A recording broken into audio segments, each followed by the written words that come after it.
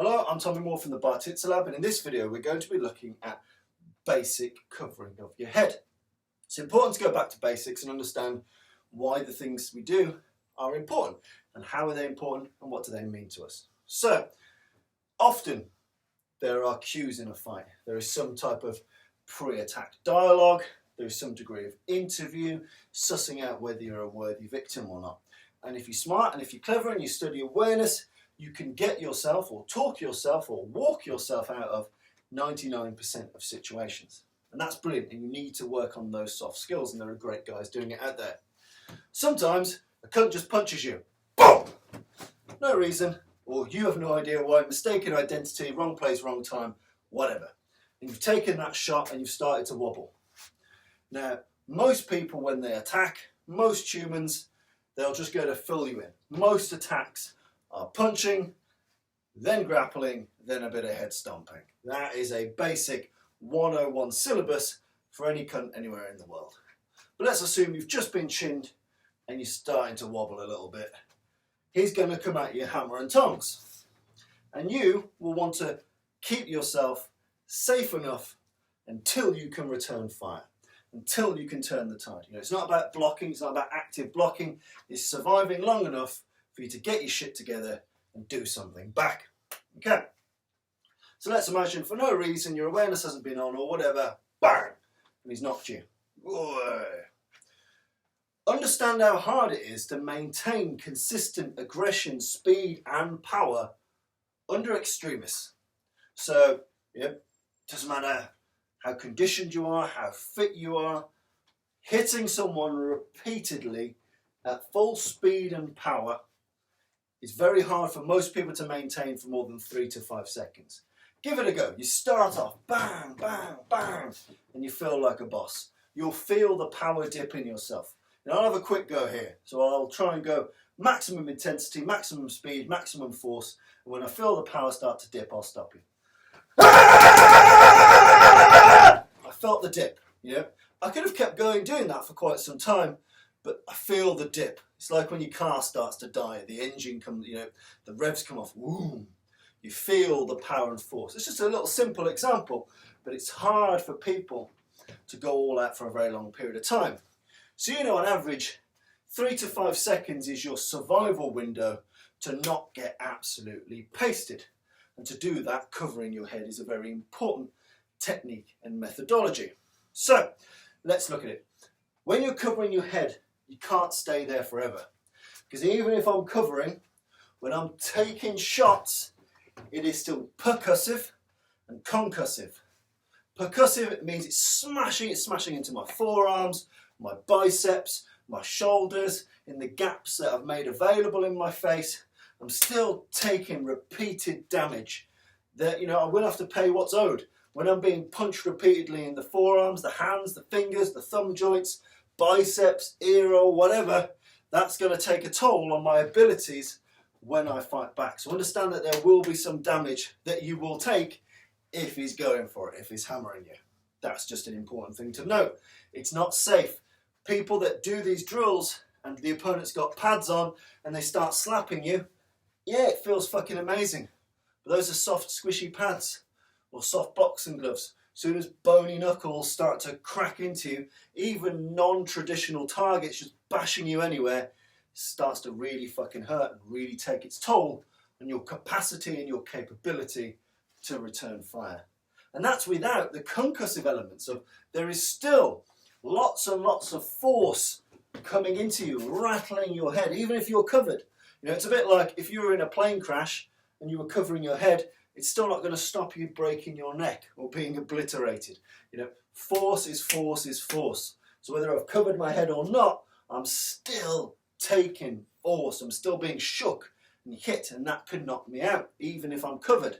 Even, you know, if I said Mike Tyson's going to throw a left hook at your jaw and you did that, you still wouldn't feel that safe, would you? Because you know that that monster energy, that monster force is going into your body.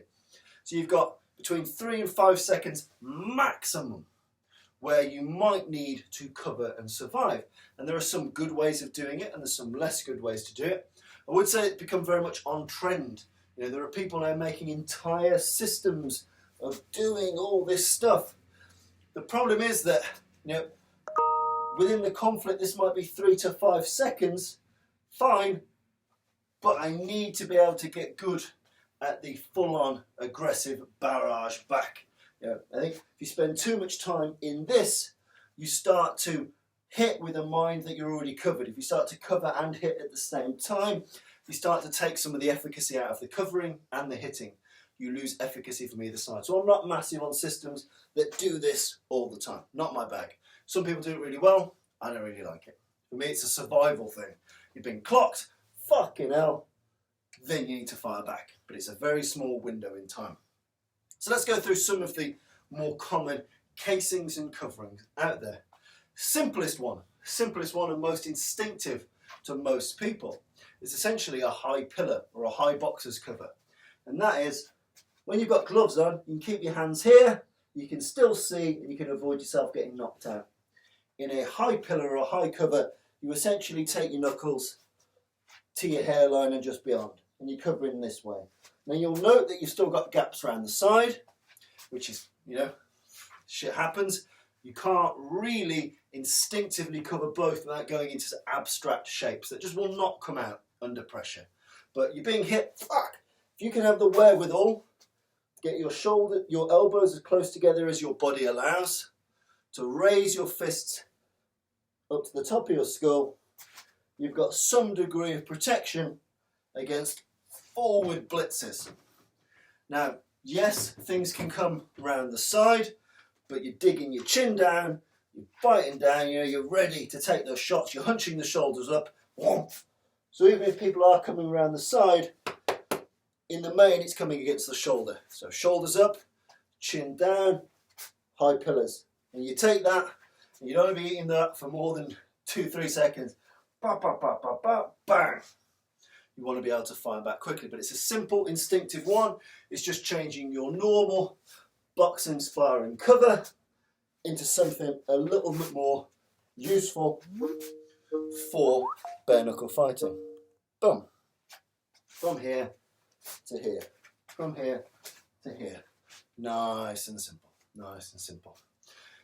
Another one you might want to look at is the oneill. So the oneill, attributed to O'Neill, whether it's really from O'Neill, only history can tell, but it's essentially this. The hands come over like so. The forearms go parallel, or just beyond parallel, and you cover. So you're covering this side of the jaw with my shoulder, this side of the jaw with my hand. I'm covering the upper part of my body, so you need upper access to my heart and other important organs. I should say as well that a lot of this comes with dropping, because you want to stay on balance. An important thing, no matter what shape you make with your hands, even if you fucked off your hands entirely because you just missed, you know, being able to duck your chin, raise your shoulders and be balanced will help you weather a decent storm. So worst come to worst, minimum viable product, you know, drop your weight, keep your balance, make your head hard to shake. Uncle Fester it. Boom! You know, everything after that is bonus. Boom! I've dropped my weight, dropped my balance, I've got this as tight as I possibly can. You'll notice that with my jacket, it's hard for me to immediately do it, which is fine, because you know, you need to get used to what clothing affects how you respond. Oh. Oh. But you want to get your elbows as close together as possible. With the oneill, you're wrapping. Oh. You're still tucking the chin, raising the shoulders, oh. And you're willing to face that threat. Okay? You've got the Dracula guard, which essentially is a singular oneill. So a cover here, or a cover here. Another variant of the oneill, George Foreman style forearm guard, or the Archie Moore forearm guard. The forearms are more parallel. Boom. You take it this way. So you're covered, chins down, shoulders up, boom, boom, boom. You got a tighter oneill, or you've got a George Foreman Archie Moore there, or the high pillars as I mentioned. Then you've got things such as the single elbow brace. So a single elbow brace, despite what you might see in modern combative systems, you know, this type of cover has been around since the very earliest days of English pugilism. And it's essentially grabbing the back of your head, like so. So this kind of single cover here when you angle it, covers a great portion of your face. So from here, I'm just going to direct traffic into my jaw. If I bring it across, it's actually quite a solid unit against hooks, against straight shots. So I've got the single cover here, and again, my weight is braced, my chin is tucked, my shoulders are up. Or I've got a double elbow cover, like so, but that does funnel traffic down the middle. I'm not a massive fan of the double. People can pull it off if they're a bit more mobile, they can get their elbows together. I can't, I don't really like it. But this kind of singular, instinctive motion, you can weaponize this tip. You can keep yourself surviving for the 3 to 5 seconds where he's really wailing with some power. And then you've got some of the more modern caged framing. So in some of the more modern systems, you get things like this, where one is in a cover here, and one goes over the top, and you're looking over this peephole or through this peephole. And you've got lots of different variants of that. So you see in this one, it's almost like you're giving yourself a figure 4, like so. So you get lots of these abstract covers. I don't really like these because they feel too trained a response. You know, so people look great, moving, twisting, all that kind of shit. But to be honest, I prefer high pillars or an oneill. They feel just like shit. They feel instinctive, they feel safer for me for the short period of time where they make up how I'm fighting. I'm not going to stay there very long doing all these fucking shapes. You know, I'm going to survive 3 seconds, fire back for as long as I can. I need to switch to the offensive as soon as I can. Another important element, no matter what your favoured cover, whether it's high pillars, oneill, Dracula, single elbow, double elbow, some of the more modern caged framing, whatever that is, keep your balance, tuck your chin, raise your shoulders, don't forget to move. I see so many people, and this is endemic of the culture of pad slapping, where people are slapping you, you're like, I am invincible. Problem with that is it doesn't really reflect the pain and trauma, the percussive and concussive damage of one or more people just wailing on you. It just doesn't match that environment. So you want to make sure that you're using your quads, you're using your legs like you're a fucking rugby player. So when you're moving, let's say you're moving in an oneill, I'm not just going to stand there, I'm going to move. Move into him, move away from him, move through gaps, move towards that plank of wood on the ground, drive through. Because a moving target is harder to hit. So if I've been twatting and I've got the wherewithal to do this, I might have the wherewithal to start powering through with my legs.